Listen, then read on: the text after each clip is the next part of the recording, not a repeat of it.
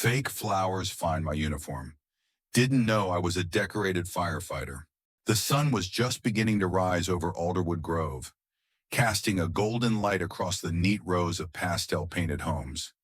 This suburban development looked like it was ripped from the cover of a lifestyle magazine, picture perfect, curated, and meticulously regulated. Emphasis on regulated. That was something I learned fast. My name is Elijah Brooks, and I'm a 38-year-old firefighter with 14 years of service, a Medal of Valor recipient, and a man who barely escaped death pulling children out of a burning daycare. You'd think wearing my uniform would draw respect, or at the very least, basic decency, but not in Alderwood Grove, not with Karen.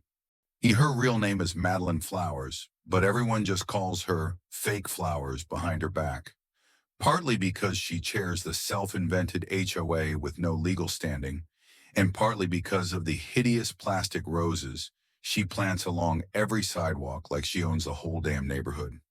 When I moved in after getting reassigned to a nearby station, I figured it would be a quiet place to recover, both physically and mentally. I was still dealing with back pain and nightmares from that blaze a year ago. My station buddies helped me move in, carrying boxes in full gear just for laughs and photo ops. I guess that's when I caught her attention. She didn't like uniforms.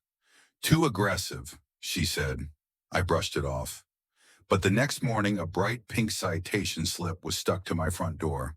Violation of Community Aesthetic Code. Unauthorized uniform presence. I almost laughed. Almost. At first, I assumed it was a mistake. Maybe someone else? Maybe it was meant for the guy blasting metal music 3 doors down? Nope. It was me. And when I showed up to one of her HOA meetings in uniform straight from my shift, still covered in ash from a warehouse fire, I got more than dirty looks. Karen stood at the front with her clipboard like a commander inspecting troops. "You're bringing down the tone of our community, Mr. Brooks," she said in front of everyone. "This is a residential space, not a military base." I looked around. People shifted uncomfortably in their seats. A few frowned. One guy, I think his name was Richard, tried to mutter something about respect for service, but she cut him off. "This isn't about disrespect," she snapped. "It's about rules." I could have walked away, but I didn't. "You're fining me for wearing a uniform while protecting your town?" I asked calmly. She smirked. "No uniforms outside of Halloween or Veterans Day. You'll find that in our aesthetic clause." A clause she wrote herself, by the way. She fined me $150. I refused to pay it, so she escalated. The next day, she posted my citation on the neighborhood Facebook group, with pictures out of context. She even included a passive-aggressive caption. "We must preserve the peaceful look of Alderwood Grove. Please dress appropriately in public spaces." It exploded. Some neighbors chimed in agreeing, probably the ones afraid of crossing her.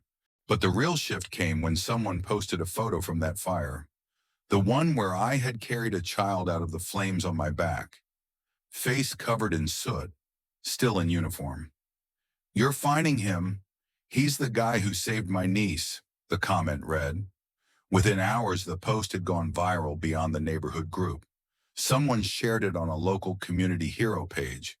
Then it hit Reddit, then Twitter. The photo of me, holding the limp body of a smoke-covered toddler, standing in front of a burning building, became a symbol. Uniform not criminal started trending. And Fake Flowers? She was caught in a storm she never saw coming. Local reporters showed up at her door. She tried to spin the story, saying it was just about preserving beauty and peace. But every time she opened her mouth, she made it worse.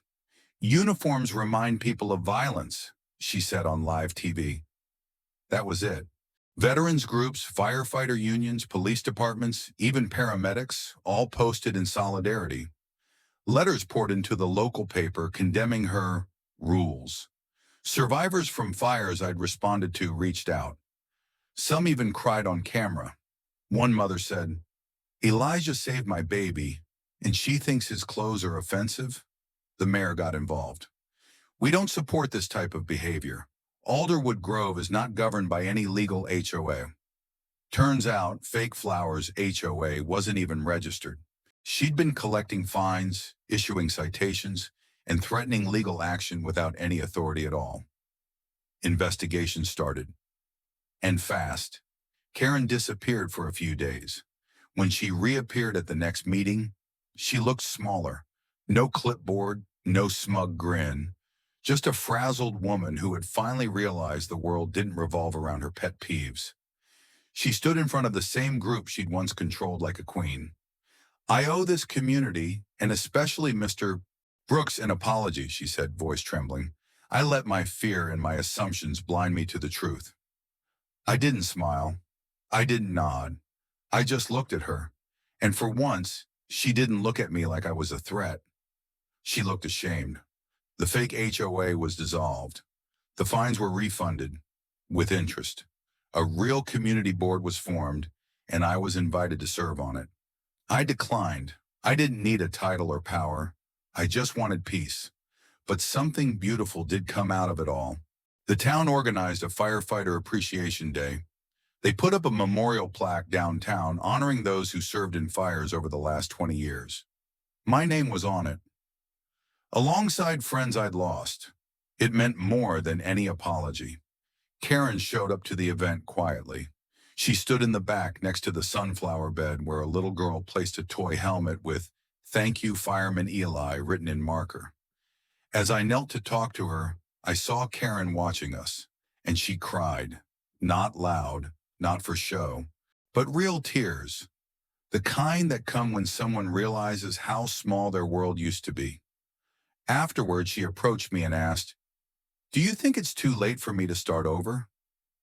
I nodded slowly. It's never too late to grow up. That day, she joined the real committee as a volunteer. And this time, instead of fake flowers, she helped plant real ones at the fire station garden. Red tulips and yellow daffodils, and no more pink fines. Just gratitude, blooming where judgment used to grow. Side story, the Garden of Second Chances. 6 months had passed since that storm of public outrage, media headlines, and online hashtags. Alderwood Grove had settled into a quieter rhythm. No more surprise citations. No more neighborhood spies. And Karen, well, Madeline Flowers, was different. I didn't expect it to last. At first I thought it was just damage control, something to save face. But week after week, she kept showing up. At every event, at every community cleanup. She even brought coffee, real coffee. Not the instant stuff she used to sip while judging everyone from her porch throne. One Saturday morning, as I watered the fire station's memorial garden, she approached me, awkward and hesitant, clutching a tray of seedlings. "I brought some wildflowers," she said, eyes darting nervously. "They're native. Good for bees." I looked at the tray. Real soil, real roots, real effort. "You planting them or just dropping them off?" I asked, not unkindly. She paused, then knelt beside me, her polished nails digging into the dirt without hesitation. We worked in silence for a few minutes. "You know," she murmured, brushing sweat from her brow, "when I was little, I used to want to be a paramedic." I glanced at her. That caught me off guard. My father said it wasn't ladylike, so I became what he expected. A wife, a critic, and eventually, a bully. She wasn't fishing for sympathy. Her voice wasn't trembling with theatrics this time. It was just honest. "That day you stood up to me," she continued. "I hated you for making me look bad. But when I saw that photo of you carrying that child, it shattered something inside me." I didn't speak. I just let the silence hold space for truth. "I've spent most of my life trimming things to look perfect from a distance," she said. "But none of it was real. Not the flowers, not the rules, not even the person I pretended to be." She pressed a seedling into the soil. "I want to grow something honest now." I handed her the watering can. Later that afternoon, kids from the neighborhood came to paint wooden signs for each section of the memorial garden. One sign, bright blue with red glitter, simply read, "Honor grows here." And beneath it, a row of freshly planted wildflowers, yellow, blue, and violet, marked the start of what became known as the Garden of Second Chances. Karen didn't ask for forgiveness in speeches. She earned it one act at a time, picking up trash, planting flowers, offering help without waiting to be asked.